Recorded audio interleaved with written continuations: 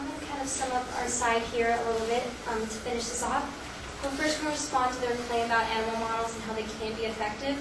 And basically, animal models can be effective, but as we've seen through the examples of lung cancer, polio, having seen through those examples, they can also be dangerous too. It can cost lives. And like in the case of cancer and AIDS, they've been testing on animals for years, and still no definitive cures to these diseases have been made. So at this rate, after we've been doing it for years, it may not be a bad idea to try to develop another way of solving the answer to these medical diseases besides just using animals. We need to develop alternative methods to support the research we find, and because it's becoming obvious that the more because we're testing more and more animals, but nothing has, well, not nothing, some has come from it, but not enough for the amount of time we've been doing this.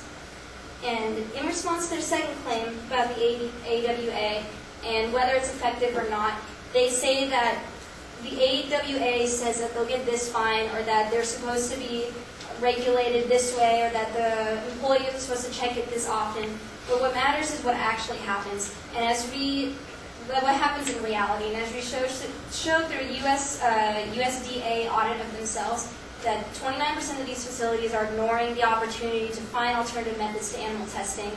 A lot of the rates of these violations are fluctuating all the time, but you see that this law is not working. It's not protecting the rights of animals. And in response to their third claim that these studies help animals, that animal studying helps animals, I think there's a way to enhance that, and that is through alternate research methods. If we're going to use alternate research methods on humans, we might as well use it to benefit animals too. They talk about this modern technology that we've developed that helps that they can make a lot of the research more exact, so they cause less harm to animals. Well, let's develop that more, so we don't have to hurt these animals as much. We have tons of alternate research methods that are just waiting to be developed. We have advanced brain scans, we have computer modeling, we have clinical studies of patients, we have in vitro testing autopsies, marketing surveillance of patients after surgeries. And if we have all these methods that are just waiting to be developed, why slow progress down by continuing to study animals? I think everyone here can agree that we don't want to do any unnecessary harm to animals. But according to the way the ADA is written, the researchers have the opportunity to deny animals anesthesia or cause them pain if it's necessary for research.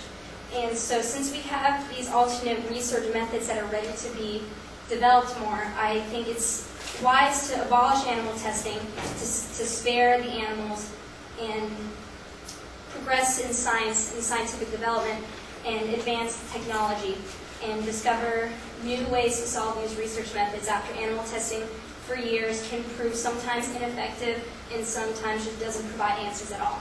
Thank you.